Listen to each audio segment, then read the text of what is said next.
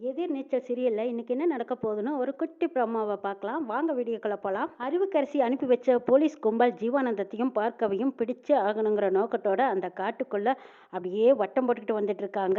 ஜீவானந்தம் பார்கவி கிட்ட எச்சரிக்கை பண்றாங்க. இதை பார்கவி, இவங்க திரும்பி போயிட்டாங்கன்னு நம்ம யதார்த்தமா நம்பக்கூடாது. திரும்பி வர்றதுக்கும் வாய்ப்பு இருக்கு. அதனால நம்ம இங்கிருந்து கிளம்புறதே நல்லதுங்கிறாங்க. எப்படி சார் நம்ம கிளம்பி போறது? சுத்தி வரவும் அவங்க ஆளுங்க நிக்கிறாங்களே, நம்ம எப்படி இங்கிருந்து வெளியில போகிறதுங்கிறாங்க.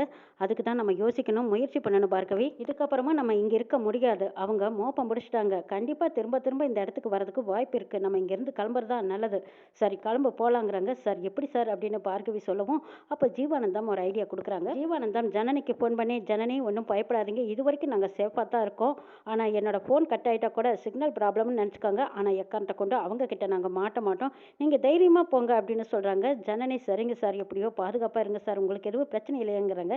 இது வரைக்கும் பிரச்சனை இல்லை ஜனனி, நான் பார்த்து பார்க்கவியை கூட்டிட்டு வந்துடுறேன், தைரியமா இருங்கங்கிறாங்க. சரிங்க சார் அப்படின்னு சொல்லிட்டு ஜனனி கல்யாண மண்டபத்துக்குள்ள வந்ததும் ஆவேசமா வந்து நிக்கிறாங்க. தர்சன் இருக்கிற நிலைமையை பார்த்து பதறிடுறாங்க.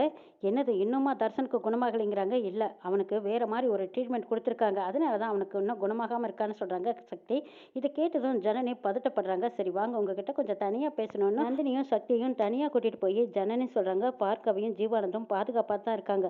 ஆனா இவங்க தான் போலீஸ் கும்பலை அனுப்பிச்சிருக்காங்கிறாங்க. அப்பவும் நான் நினைச்சேன், சக்தி நான் சொல்லலை, இந்த தர்சனுக்கு ஏதோ ஒரு மருந்தை கொடுத்துருக்காங்க, அதனால தான் இவன் இந்த மாதிரி ஒரு நிலைமையில இருக்கான். இந்த அறிவுக்கரசி பண்ற வேலை தான். ஆனா எப்படி ஜீவானந்தம் பார்க்கவையை கூட்டிட்டு வருவாங்கன்னு நந்தினியும் சக்தியும் கேட்குறாங்க. நாளைக்கு அவர் கண்டிப்பா கூட்டிட்டு வரேன்னு சொல்லியிருக்காங்க. அதுக்கப்புறம் தர்சன் தான் பார்க்கவி கழுத்துல தாலி கட்ட போறான். அதுக்குள்ளேயே நம்ம தர்சனை ரெடி பண்ணணுங்கிறாங்க. அதுக்கான ட்ரீட்மெண்ட் நடந்துட்டு தான் இருக்கு. டாக்டர் வந்து பார்த்துட்டு மருந்து மாத்திரையெல்லாம் கொடுத்துட்டு தான் போயிருக்காங்க. அவன் கூடவே பக்கபலமா இருக்க சொல்லிட்டு போயிருக்காங்கன்னு சக்தி சொல்றாங்க. அப்படியா, சரி வாங்க, என்னதான் நடக்குதுன்னு நம்ம பார்க்கலாம் அப்படின்னு இவங்க 3 பேரும் பேசிட்டு இருக்கும்போது அங்க அறிவுக்கரசி அந்த ஒரு லேடியை வச்சு என்ன பேசுறாங்கன்னு பார்த்துட்டு வர சொல்றாங்க. அவங்க பேசுனது எல்லாம் வந்து இந்த அம்மா சொல்லும்போது அறிவுக்கரசி உடனே அந்த போலீஸ் டிபார்ட்மெண்ட்டுக்கு ஃபோன் பண்றாங்க. என்ன சார் பண்ணிட்டு இருக்கீங்க? அங்க ஜீவானந்தம் கிடைச்சானா இல்லையாங்கிறாங்க. நாங்களும் தேடிட்டு தான் இருக்கோம். அங்க ஒரு வீட்டில் தான் இருக்கிறதா சந்தேகமா இருக்கு. அந்த வீட்டை போய் பார்க்குறோங்கிறாங்க. சார் தாமதிக்காதீங்க, அவன் வரதுக்கான அதிகபட்ச வாய்ப்பு இருக்குன்னு சொல்லிட்டு இருக்காங்க. எக்காரணத்தை கொண்டு அவங்க இங்க வந்துடக்கூடாது சார், பார்த்துக்கோங்கன்னு சொல்றாங்க. அறிவுக்கரசி வந்ததும் சேரை தூக்கி குணசேகர் முன்னாடி வீசுறாங்க. என்ன நினைச்சிட்டு இருக்கீங்க? உங்க பொம்பளை ஆளுங்கெல்லாம் கூடி கூடி ஏதோ பேசி பிளான் பண்ணிட்டு இருக்காங்க. நீங்க எல்லாரும் ஒன்றும் தெரியாத மாதிரி உட்காந்துருக்கீங்களா?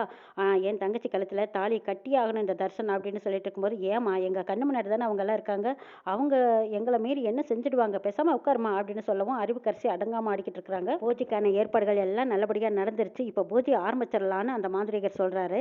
அப்போ கரிகாலனும் முல்லையும் தான் அவங்களுக்கு முன்னாடி உட்காந்துருக்காங்க. ரொம்ப பத்தியமா உட்காந்துருக்காங்க. அதுவும் கரிகாலன் அடிக்கடி அந்த பூசாரியார்கிட்ட ஒவ்வொரு வார்த்தைகள் கேட்குறாங்க. அதுக்கு முல்லைன்னு சொல்றாங்க, டேய் அதிகமாக பேசினீன்னா உனக்கு இடுப்புக்கு கீழே வேலை செய்யாமல் அந்த பூசாரி செஞ்சிருவாருடா, சாமியாருக்கு பேச்சுக்கு மீறிடாதடா, கொஞ்சம் அமைதியாக அடக்க ஒடுக்கமாக கோந்துருடாங்கிறாங்க. அப்போ கரிகாலன், சரிடா அப்படியா சொல்கிற, சரி சரி பேசாமல் அமைதியாக இருந்துக்கலாம் அப்படின்னு உட்காந்துருக்காங்க.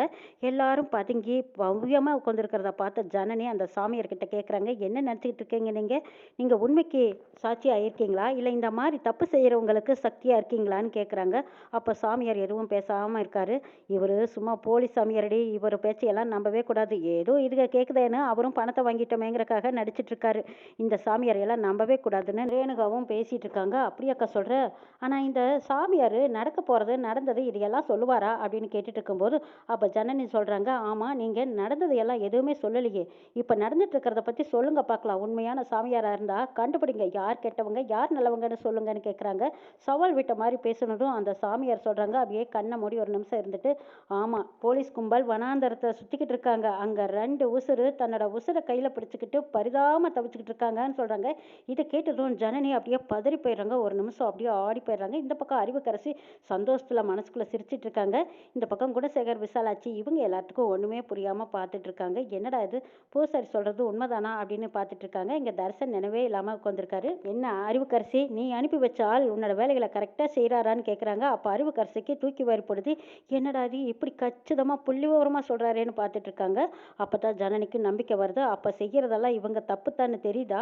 தப்புன்னு தெரிஞ்சா அந்த கடவுள் உங்களுக்கு கொடுத்த சக்தியை வச்சு நீங்க எப்படியாவது காப்பாத்துங்கன்னு சொல்றாங்க ஜனனி. இவங்க எல்லாரும் செஞ்ச பெரிய பெரிய தப்பெல்லாம் கூட உங்களுக்குன்னு தெரியுமல்ல, அதையெல்லாம் உடைச்சு சொல்லுங்க அப்படின்னு ஜனனி கேட்கவும் அந்த சாமியார் அப்படியே ஒரு நிமிஷம் கண்ணை மூடி ஒரு நிமிஷம் அப்படியே தியானத்துல இருந்துட்டு உண்மையை சொல்றாங்க. ஆமா, குணசேகரனால தான் ஈஸ்வரி பாதிக்கப்பட்டு உயிருக்கு போராடிட்டு இருக்காங்க. இந்த பக்கம் அறிவுக்கரசி போலீஸ் அனுப்பி வச்சிருக்காங்க. அந்த வனாந்தரத்துல 2 உசுறு அவங்க தப்பிச்சு பொழைப்போமா அப்படின்னு பறந்து பறந்து அங்க ஓடி ஆடி உயிரை காப்பாத்திக்கிட்டு ஓடிக்கிட்டு இருக்காங்க. இதெல்லாம் இப்படியெல்லாம் சொல்லிட்டு இருக்கும்போது விசாலாட்சிக்கு தூக்கி வாரி போடுது. என்னது இதெல்லாம் நடக்கிறதெல்லாம் உண்மைதானா?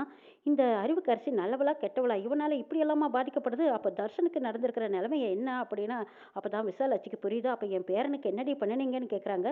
சும்மா இருமா, அதெல்லாம் ஒன்றும் நடந்திருக்காது அப்படின்னு குணசேகரன் ஒரே அடக்கிடுறாங்க. இல்லப்பா, இருந்தாலும் ஈஸ்வரி பற்றியெல்லாம் இப்படி சொல்றாங்களே, உன்னை பத்தி தப்பு தப்பா சொல்றாரு, என்னால நம்பவும் முடியல, நம்பாம இருக்கவும் முடியல, என்னப்பா நடக்குதுங்கிறாங்க விசாலாட்சி. ஜனனி அந்த சாமியார்கிட்ட சொல்றாங்க, இதை பாருங்க, நாங்க 3 பெண்களுமே இந்த வீட்டுக்கு வாழ வந்தவங்க. இவங்களால எங்களுக்கு என்னைக்குமே பிரச்சனை மட்டும்தான் இருந்திருக்கு. இவங்கனால எங்க குடும்பத்துல சந்தோஷம் எங்களுக்கு இருந்ததே இல்லை. எங்களுக்கு மட்டுமல்ல இந்த துரோகம் பாவமும். இதோ அடுத்த தலைமுறையில உட்காந்துருக்கானே இந்த தர்சன், இவன் முதற்கொண்டு இதனால பாதிக்கப்பட்டிருக்கான். நல்லவங்க யாரு கெட்டவங்க யாருன்னு உங்களுக்கு தெரியும்னு சொல்றீங்க. நடக்க போற சக்தி வாய்ந்த குருவான உங்களுக்கு நாங்க பட்ட அவஸ்தை வேதனை எல்லா கதையும் உங்களுக்கும் தெரிஞ்சிருக்கும்ல.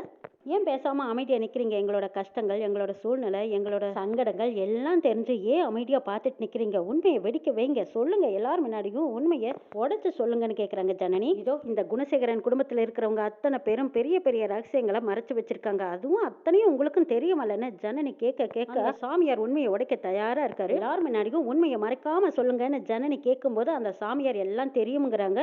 அப்புறம் ஏன் நீங்க மறைக்கிறீங்க, சொல்லுங்க இவங்க முன்னாடியே அப்படின்னு சொல்லவும், இவங்க உங்ககிட்ட பணத்தை கொடுத்து கேட்டாங்கங்கிறதுக்காக அமைதியா உண்மையெல்லாம் மறைச்சிட்டு பேசாம இருக்கீங்களா? கெட்டவங்க பக்கம் நிக்கிறது தான் ஒரு குருவோட தர்மமா, கர்ம வினையோட பலனா? எல்லாத்தையுமே அனுபவிக்க பிறந்தவங்க தான் மனுஷங்க. இதை நான் உங்களுக்கு சொல்ல வேண்டிய அவசியம் இல்லதான், இருந்தாலும் நான் சொல்ல வேண்டிய ஒரு சூழ்நிலையில நிக்கிறேன். ஆனா இது எல்லாமே கணிச்சு நியாயத்தை பக்கம் நிக்கிறதுக்கு தானே கடவுள் உங்களுக்கு ஒரு சக்தியை கொடுத்திருக்காரு.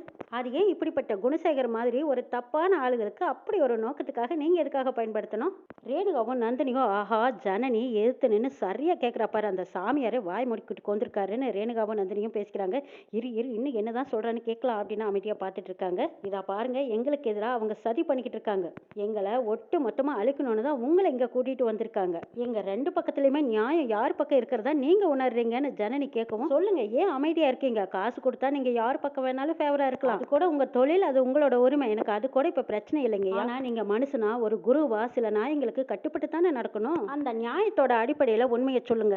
நாங்க செய்யறது தப்பா இல்ல அவங்க செய்யறது தப்பான்னு கேட்கவும் அந்த குருஜி பட்டார்னு உண்மையை உடைக்கிறாங்க. அவங்க குணசேகரன் குடும்பம் செய்யறதுதான் தப்புங்கிறாங்க. அவர் சொன்னதை கேட்டதும் கதிர், ஞானம், குணசேகர் எல்லாரும் ஆடி போயிடுறாங்க. என்னடா இது, இந்த குருஜி இப்படி உண்மையை உடைச்சு கொட்டிட்டானே, எல்லாரும் முன்னாடியும் இவ்வளவு காசை கொடுத்து நம்ம பக்கம் பேசாம இந்த ஜனனி பக்கம் பேசிட்டானே, இவ இன்னமும் தலைமையில ஏறி குறிப்பான்னு கதிர் அப்படி குஷ்ன்னு எந்திரிக்கிறாரு. பாருமா, நான் ஏற்கனவே சொன்ன மாதிரி அதாவது அவங்கவுங்க கர்ம வினைகள். நீங்க வாழ்ற வாழ்க்கை உங்களோட கர்ம வினை. ஆனா அவங்க செய்யற தப்புக்கெல்லாம் அடுத்த ஜென்மத்திலேயாவது நிச்சயம் தண்டிக்கப்படுவாங்க. அப்போ நீங்க செய்யற கர்ம வினை என்ன?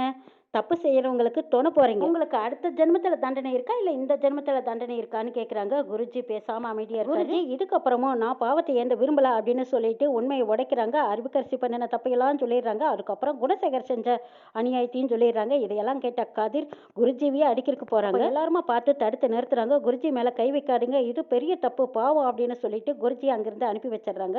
இதுக்கப்புறம் கரிகாலனும் முள்ளையோ, அடடா நாம இருந்த விரதம் வீணா போச்சேடாங்கிறாங்க.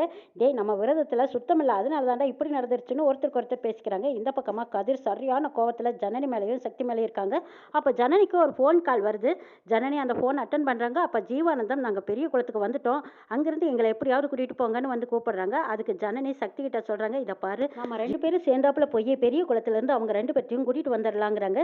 சரி ஜனனி போலாம் அப்படின்னு சொல்லி ஜனனியும் சக்தியும் அங்கிருந்து கிளம்புறாங்க. ஜீவானந்தம் இருக்கிற வீட்டை சுத்தி போலீஸ் எல்லாரும் வந்து சூழ்ந்து நின்னுக்கிறாங்க. அப்போ ஒவ்வொரு கதவா டப்பு டப்பு டப்புன்னு தட்டுறாங்க. ஜீவானந்தம் பார்க்கவே 2 பேரும் பதட்டப்படுறாங்க. சார், நம்ம இங்கிருந்து தப்பிச்சிடலாம் அப்படின்னு பார்க்கவே பேக்கெல்லாம் எடுத்துட்டு ரெடி ஆகுறாங்க. ஒரு நிமிஷம் இரு, இந்த வழியா போக வேண்டாம், அந்த வழியா போகலாம் அப்படின்னு சொல்லிடுறாங்க ஜீவானந்தம். எப்படி சார் அப்படின்னு பார்கவி கேட்கும்போது, ஆமா, இந்த வழியை திறந்து விட்டுட்டு அந்த வழியா நம்ம நுழைஞ்சு 2 கதவையும் லாக் போட்டுக்கலாம், எல்லாத்தையும் உள்ள அடைச்சு வச்சுட்டு நம்ம தப்பிச்சிடலாங்கிறாங்க. அதுதான் சரி அப்படின்ட்டு பார்கவி ஜீவானந்தம் 2 பேரும் அந்த பக்கம் டப்பு டப்புன்னு தட்டிடுறாங்க. எல்லாரும் குமுக்கெல்லாம் அந்த பக்கம் ஓடும்போது ஜீவானந்தம் பார்கவி 2 பேரும் வெளியில வர்றாங்க. அவங்க எல்லாரும் உள்ளதா இருக்காங்கன்னு நினைச்சுக்கிட்டு துப்பாக்கியெல்லாம் எடுத்துக்கிட்டு எல்லாரும் கும்பலா ஒரே வீட்டுக்குள்ள வந்துடுறாங்க. அப்போ பார்கவி ஒரு கதவையும் ஜீவானந்தம் ஒரு கதவையும் லாக் பண்ணிடுறாங்க. 2 கதவையும் லாக் பண்ணிட்டு எல்லாரும் உள்ள அடைச்சு போட்டதுக்கு அப்புறமா ஜீவானந்தம் பார்கவி 2 பேரும் அந்த காட்டு தேசத்தை விட்டே தப்பிச்சு ஓடி வந்துடுறாங்க. பெரிய குளம் வந்து சேர்ந்ததுமே இங்க ஜனனி சக்தி 2 பேர்த்தையும் பார்த்ததும் சந்தோஷப்படுறாங்க. அப்ப அந்த போலீஸ் கும்பல் கிட்ட இருந்து தப்பிச்சாச்சு ஜனனி. இதுக்கப்புறமா நம்மளுக்கு இனி பயம் இல்லைங்கிறாங்க ஜீவானந்தம். சார் தர்சனை அவங்க கிட்ட இருந்து எப்படியாவது வெளியில கூட்டிட்டு வந்து அவன் வேற நினைவில்லாம இருக்கான். அவனையும் தெளிவானதுக்கு அப்புறம் பார்கவியும் அவனையும் சேர்த்து வைக்கணும் சார்ங்கிறாங்க ஜனனி. ஆமா ஜனனி. ஆனா குறிச்ச நேரத்துல குறிச்ச தேதியில அவங்க 2 பேத்துக்கும் கல்யாணத்தை பண்ணி ஆகணும். என்ன செய்யலாங்கிறாங்க. சார் பார்கவி இங்கேயே ரெடியாகி இருக்கட்டும். நாங்க போய் தர்சனை கோளார அழைச்சிட்டு வந்துடுறோங்கிறாங்க. மண்டபத்துல பார்த்தா குருஜியை அடிச்சு கலவரம் பண்ணி பெரிய பிரச்சனையை உண்டு பண்ணி வச்சிருக்காங்க. கதிர் தர்சனை யாரும் அப்ப கவனிக்கல. அந்த நேரம் பார்த்து நந்தினி ரேணுகா 2 பேரும் ஜனனி ஃபோன் பண்ணி கூப்பிட்டதும் உடனே தர்சனை அங்கிருந்து ஆட்டோ வச்சு கூட்டிட்டு வந்துடுறாங்க. அது மட்டும் இல்லாம மண்டபத்துக்குள்ளேயே எல்லாத்தையும் வச்சு கூட்டிட்டு வந்துடுறாங்க நந்தினி. கிடங்குடா அப்படின்னு சொல்லிட்டு கூட்டிட்டு வந்த நந்தினி தர்சனை பாதுகாப்பா கூட்டிட்டு வந்து டாக்டர் கிட்ட காட்டுறாங்க. அங்க ட்ரீட்மெண்ட் முடிஞ்சதும் உடனே பார்கவி தான் அங்க தர்ஷனுக்கு பக்கத்துல இருக்காங்க. திரும்ப நந்தினி ரேணுகா ஜனனி சக்தி எல்லாரும் மண்டபத்துக்கு வந்துடுறாங்க. ஜனனி சக்தி ரேணுகா நந்தினி ஜீவானந்தம் இவங்க எல்லாரும் குணசேகரன் குடும்பத்தார் அத்தனை பேர்த்தோட கண்ணிலையும் மண்ணை தூவிட்டு ஜீவானந்தம் அந்த பக்கமா தர்சனையும் பார்கவியும் கூட்டிட்டு வெளியூர் கிளம்பிடுறாங்க. பார்கவியை பார்த்ததும் தர்சனுக்கு நினைவு திரும்புது. என்ன நடக்குதுன்னு நாளை பார்க்கலாம்.